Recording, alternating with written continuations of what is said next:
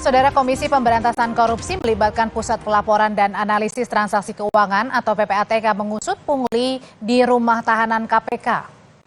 Hal ini disampaikan Jubir Penindakan dan Kelembagaan KPK Ali Fikri yang menyebut pelibatan PPATK dilakukan karena ada dugaan transaksi perbankan dalam dugaan pungli. Dugaan pungli 4 miliar rupiah di rutan KPK sebelumnya diungkap Dewan Pengawas KPK.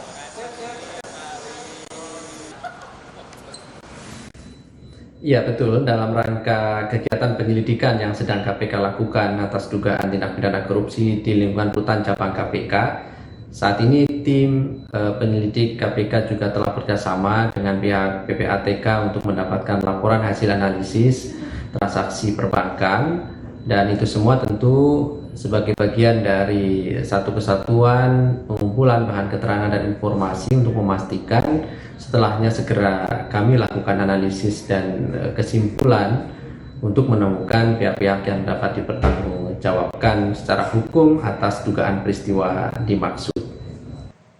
Indonesia Corruption Watch atau ICW mendesak KPK membongkar tuntas praktik pungli di rutan KPK, termasuk menelusuri kemungkinan adanya penyelenggara negara yang terlibat. Peneliti ICW Kurnia Ramadana menyesalkan ada pungli di rutan yang menunjukkan rendahnya integritas KPK. Dibongkar tuntas, menelusuri pihak-pihak mana saja yang dapat dijatuhi sanksi etik oleh Dewan Pengawas. Dan terkait dengan penegakan hukum, karena pungutan liar itu dikategorikan masuk sebagai praktik korupsi berdasarkan Undang-Undang Tindak Pidana Korupsi, maka harus dideteksi. Kalau dalam proses identifikasi tidak ditemukan ada penyelenggara negara, maka perkara itu harus sesegera mungkin diserahkan ke aparat penegak hukum lain.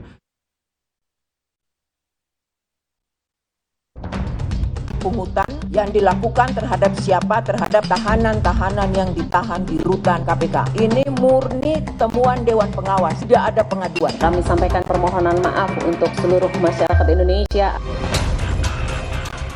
Meminta maaf pada rakyat, berjanji mengusut tuntas, serta membebas tugaskan yang terlibat. Ini yang sekarang jadi fokus KPK setelah Dewan Pengawas mengungkap fakta mengejutkan. Ada pungli 4 miliar rupiah di rutan KPK. Tim khusus pun dibentuk untuk mengusut kasus ini. Lalu bagaimana praktik pungli di dalam rutan bisa terjadi? Wakil Ketua KPK Nurul Gufron mengungkap, praktik semacam ini bisa terjadi agar para tahanan bisa mendapatkan fasilitas istimewa di rutan KPK seperti akses komunikasi dan juga uang. Rutan itu adalah tempat yang terbatas. Terbatas apa? Terbatas tentang komunikasi, terbatas tentang fasilitas dan lain-lainnya. Untuk mendapatkan fasilitas-fasilitas itu, sebagaimana Anda sampaikan tadi, ada duit masuk. Nah, yang mestinya tidak boleh bawa duit, tapi untuk memasukkan duit itu butuh duit. Atau tidak boleh berkomunikasi, untuk kemudian butuh komunikasi, alat komunikasi masuk itu butuh duit. Nah, di sekitar itulah pungutan-pungutan liar itu terjadi. Sementara peneliti Pusat Kajian Anti Korupsi UGM Zainur Rohman menyebut kewenangan penindakan hukum soal pungli di dalam rutan bisa diserahkan ke polisi atau ke kejaksaan, bukan ditangani KPK.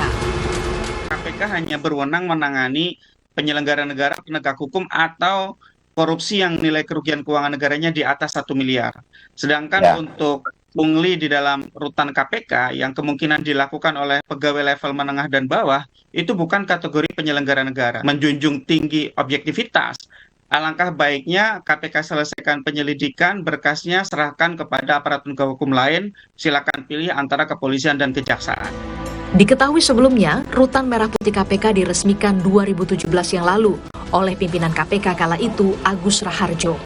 4 tahun berselang, Dewan Pengawas KPK menyebut ada pungli mencapai 4 miliar rupiah hanya dalam waktu 4 bulan, mulai bulan Desember 2021 hingga Maret 2022.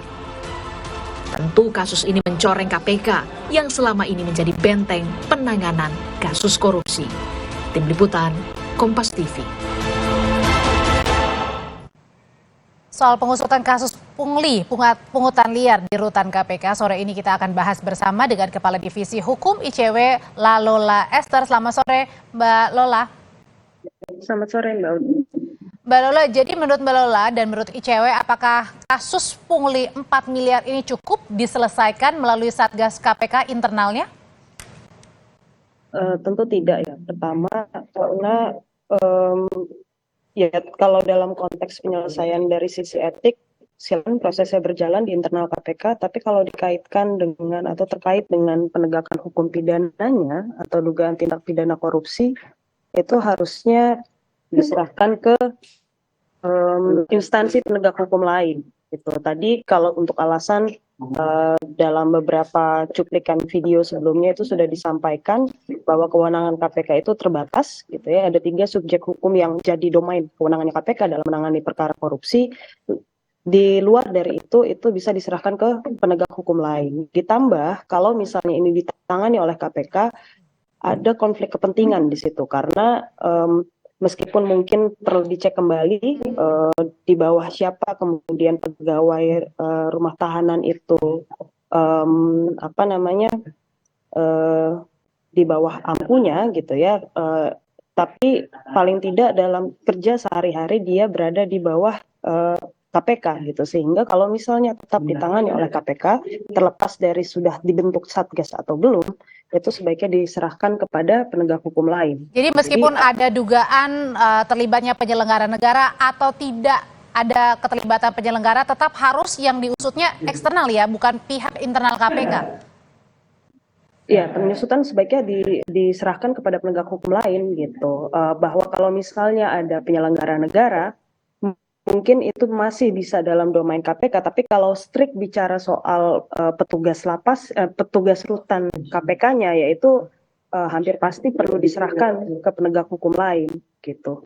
Mbak Lola, kalau yang kemarin disampaikan oleh Dewas dalam kurun waktu 3-4 bulan, Desember 2021 sampai Maret 2022, nilainya 4 miliar, apakah ada dugaan yang ditemukan ICW justru itu lebih besar, dan dari sejak kapan kalau misalnya ada temuannya?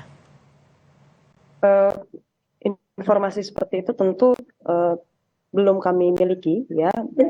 Informasinya juga kami dapat paparan tentu dari pemberitaan media yang mengutip keterangan dari pimpinan KPK maupun Dewas KPK.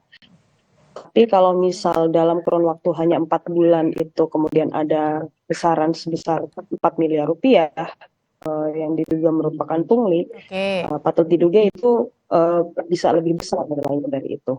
Oke, bisa lebih besar dugaannya. Nah, kita balik lagi ke kasus hukumnya, Mbak Lola. Kalau tadi Mbak Lola bilang seharusnya pihak eksternal saja, kenapa harus pihak eksternal? Artinya tidak percaya tim khusus yang dibentuk KPK akan transparan?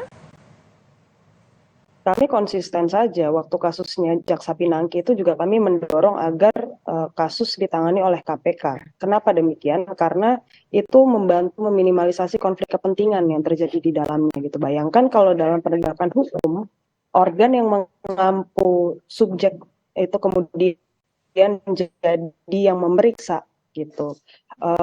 Bukan masalah percaya atau tidak, ini bicara soal normanya saja, bahwa itu kemudian akan memperbesar kemungkinan konflik kepentingan gitu. Itu harus dihindari. Kalau misalnya KPK memang komit untuk mempertahankan integritas penanganan perkara, ya harusnya mereka juga bisa langsung melibatkan penegak hukum lain gitu, mulai dari tahapan penyelidikan. Oke, kalau dari ICW menduganya ini sebenarnya celahnya pungli ini digunakan untuk apa dan di mana ini? Sebetulnya kalau pungli itu apalagi dalam rutan kan memang tadi juga sudah disampaikan oleh pimpinan bahwa ada sejumlah fasilitas yang tentu saja tidak dapat diakses oleh penghuni rutan. Misalnya? Gitu, karena memang mereka dibatasi haknya, misalnya dalam mengakses alat komunikasi gitu ya, dan juga misal juga dalam rutan itu kan sebetulnya ya tidak mungkin tahanan mendapat izin gitu ya untuk keluar, yang mana ini sebetulnya pernah terjadi di kasusnya Idrus Marham beberapa tahun lalu, asal dengan alasan yang jelas. Nah, tapi bukan tidak mungkin kemudian ada abuse di situ, artinya ada penyalahgunaan di situ. Izin tahanannya kemudian disalahgunakan dari misalnya untuk mengunjungi rumah sakit, kemudian digunakan untuk keperluan lain. Nah, untuk alat komunikasi juga demikian, karena seharusnya para tahanan itu tidak bisa memegang gitu ya, atau memiliki secara pribadi alat komunikasi, sehingga kalaupun ada komunikasi yang perlu dilakukan antara tahanan dengan pihak lain, itu harus melalui fasilitas yang memang ada di KPK gitu, atau di rutan KPK lebih khususnya. Sehingga kalau misal kemudian tahanan itu menerima akses pribadi, tentu itu ada abuse di situ. Oke, jadi ICW Indonesia Corruption Watch ini merekomendasikan bahwa ada pihak eksternal yang dilibatkan dalam pungli 4 miliar yang diungkap oleh Dewan Pengawas KPK. Terima kasih untuk informasinya, Mbak Lola dari Indonesia Corruption Watch sudah berbagi di Kompas Petang. Sama-sama, terima kasih. Usai jeda, saudara, kami kembali dengan informasi lainnya yang kali ini akan dibawakan oleh rekan saya Ihsan Sitorus.